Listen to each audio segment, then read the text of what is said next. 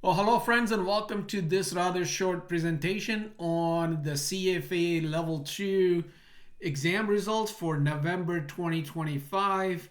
Let's first talk about the pass rate that was for this exam, and that was 42%. So that 42% is slightly lower than the prior exam window, which was in August 2025, where the pass rate was 44%. Both of these are a far cry from abnormally high pass rate in May 2025 of 54%. Now, exactly a year ago, the pass rates were 39. So, you see it's a glass is half full kind of a story. It is not as bad as the corresponding window in 2024, but it's not great either. Now, all-time average pass rate for level 2 is 46%. So slightly less, not too bad as far as the overall pass rate for November 2025 is concerned. Now, for those of you who passed, congratulations. So what's next? Well, you start out first, take your time to celebrate. Enjoy this victory, this fruit of your labor. It was a very intense preparation process. You need to recognize that it was special. But then you want to take a step back and ask yourself, what are the things that work? We are not talking about content. We are talking about your preparation approach, your discipline, your planning as far as how you're going to undertake this voluminous task over extended period of time. You may also recognize, based on your performance as well as based on how you felt on the day of the exam, as to areas that you need to improve on, and use that feedback to then tweak, then to make an informed decision as far as how you're going to prepare for level 3. So don't necessarily start right away, but at the same time, don't take too long. You want to probably sign up for the next exam window and get it over with. Now, for those of you who had a not so good result, those of you who did not get the good news today, what are the top reasons for failure? Well, one of the top reasons is basically not following a structured study plan. I hear it all the time where candidates want to get done.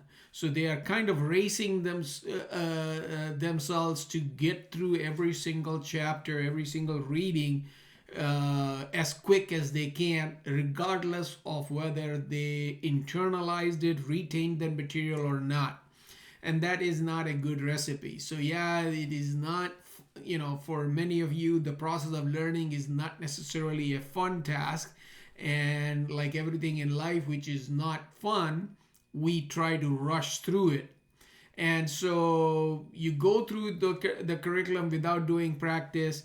That is a recipe for failure. So have a plan in place, because this is not an exam that you study over a weekend, as you already know. The approach that you took is another factor. If you took an inefficient approach where you are spending the time, you may have put in 600 hours of study time, but you were inefficient in allocating your time and using your time wisely, that would be reflected in your exam result. And then a key is practice. Practice ensures retention, keeping in mind 10 topic areas all tested on the same day in that 2.25 hour approximately exam session, two of those, so 4.5 hours total on one day, that you have to essentially have a memory dump to be able to answer all of these questions on the exam day. 44 questions per session.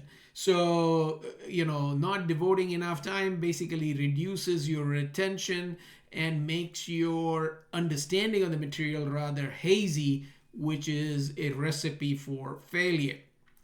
And finally, just recognizing the importance of mock exams, which seek to identify your technical gaps. So you think you understood stuff, but you did not fully understand, or you had a wrong understanding, technically wrong understanding of the material. Well, your mock exam will give you that assessment, that feedback, which will allow you to go back and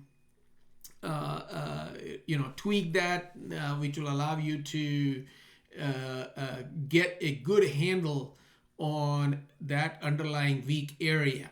So, those are the top reasons for failure. Use the feedback you get from your exam email. You have a detailed breakdown of topic-wise performance.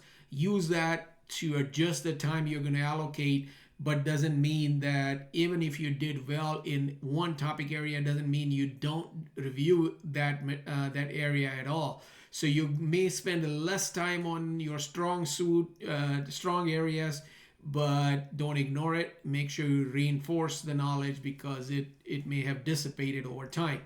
Finally, one reason for failure is, even if you followed the right study approach, you were efficient, you had a plan in place, but you just had bad luck. And it happens all the time, where because the exam is to some extent unfair, in the sense that you're trying to replicate all this learning that occurs over, say, 6 months on one day, and that day you just had a bad day, you didn't get a good night's sleep or whatever, and that affects your 6 months worth of work. So that is also one of the factors. All right, well, regardless of where you are, if you're preparing for level 3 or retaking level 2, either way, from all of us at Kaplan, good luck and our best wishes.